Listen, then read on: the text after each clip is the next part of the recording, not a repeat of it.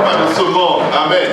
Nous sommes dans le monde, mais nous ne sommes pas du monde. Amen. Vous savez que nous faisons les choses de Dieu, pas les choses du monde. Amen. Alléluia.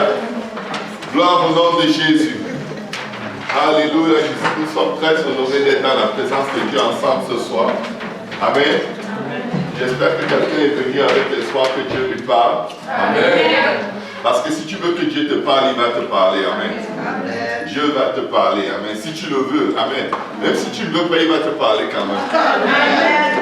Amen. Parce que c'est lui qui décide de parler. Amen. Amen. Mais je sais que Dieu va édifier quelqu'un aujourd'hui. Amen. Je sais que Dieu va fortifier quelqu'un. Comme vous voyez, ce soir, c'est moi qui suis là. Amen. Mais je ne suis pas venu seul. Avant que j'arrive, le Seigneur est venu avant moi. Amen. Donc, je le suis ici. Amen. S'il n'était pas ici, je ne serais pas ici non plus. Amen.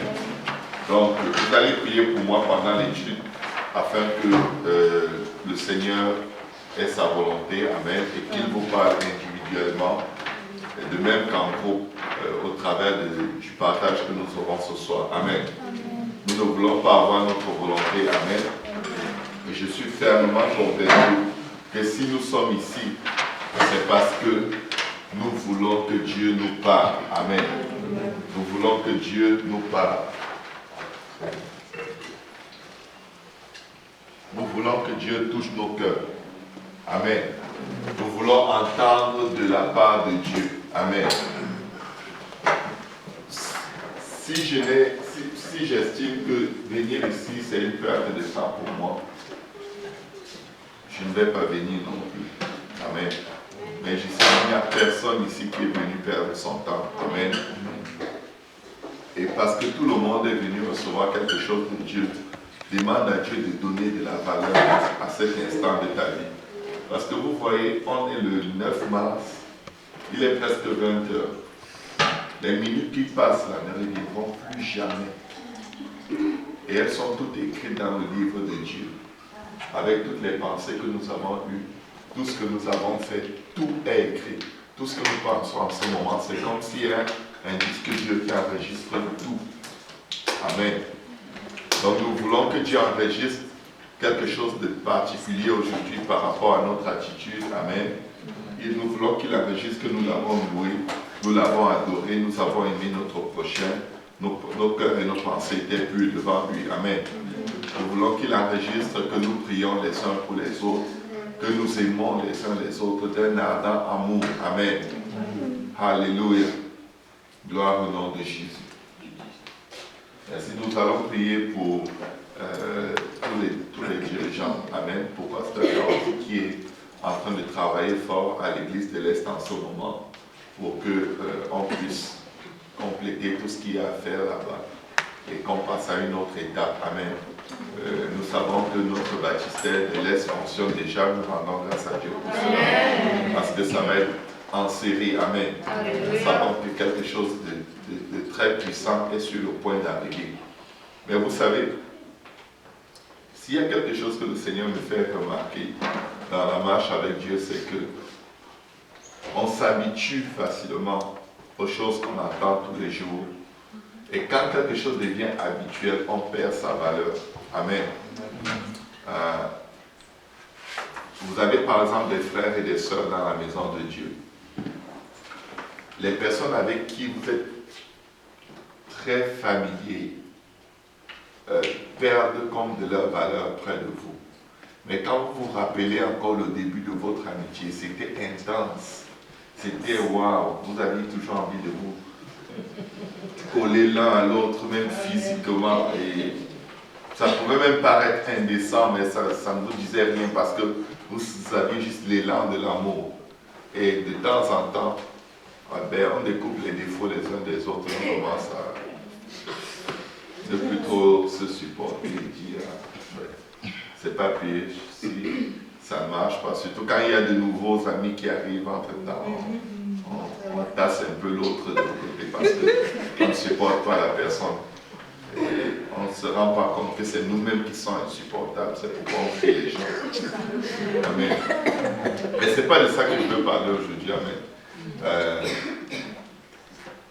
il y a des choses très très importantes, il y a des choses importantes, il y a des choses utiles, il y a des choses agréables, il y a des choses qui sont fondamentales dont on ne peut pas se passer. Amen. Il y a des choses avec lesquelles il vaudrait mieux ne jamais s'habituer au point où on perd la valeur.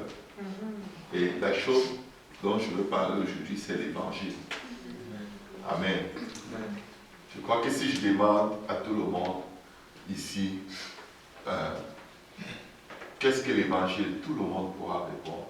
Même nos petits-enfants de 3 ans, 4 ans qui savent parler, savent ce que c'est que l'évangile. Amen. Et vous savez, l'évangile, c'est beaucoup plus qu'une mémorisation de versets qu'on peut répéter.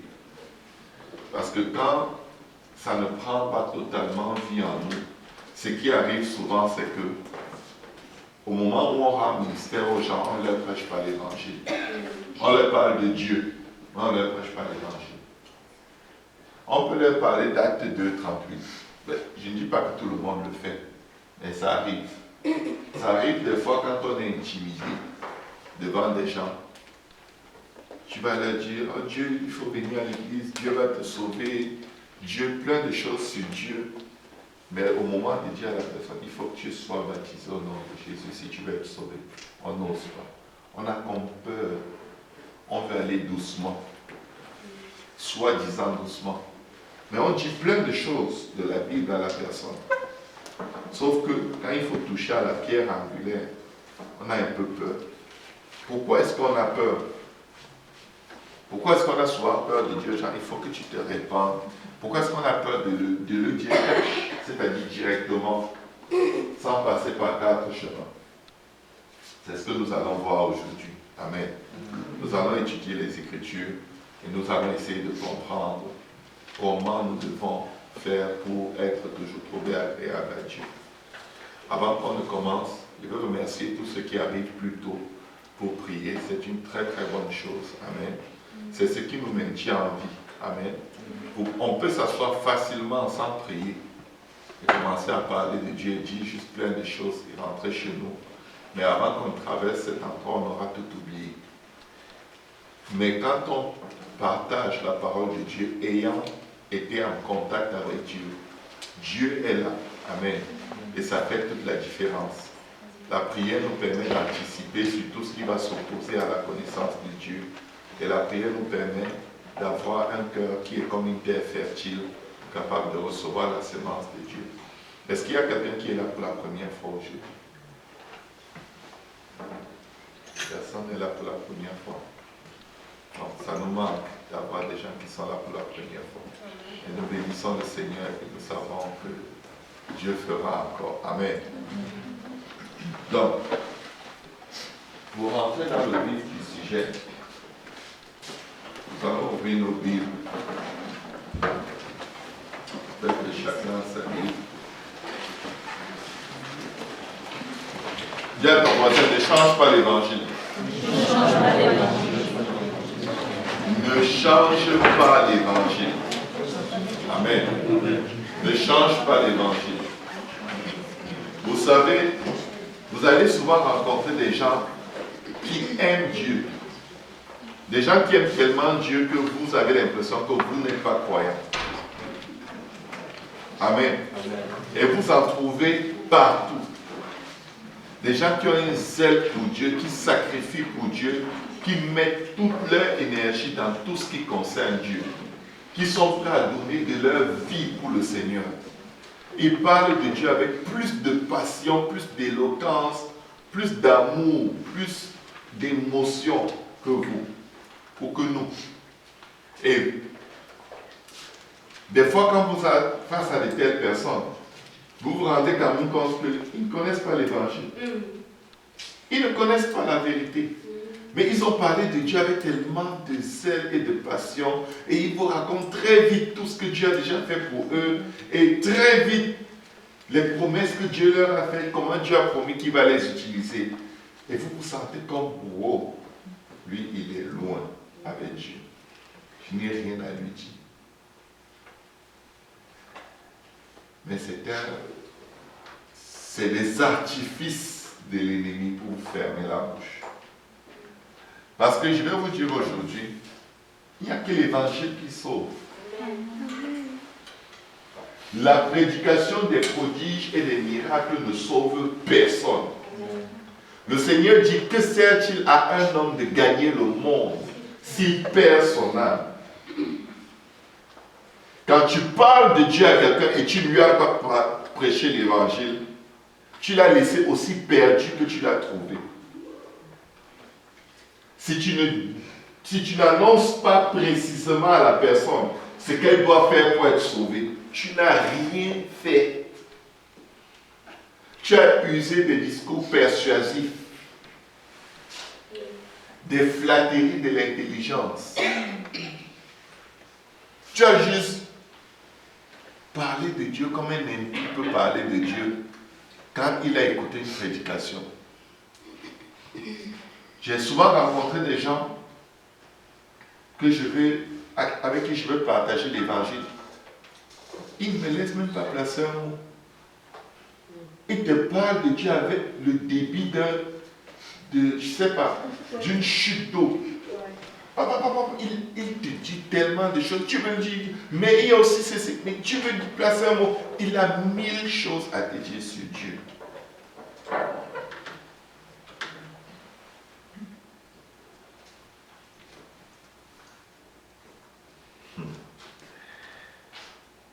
Dis à ton voisin, ne change pas l'évangile. Actes chapitre 4, versets 16 à 20.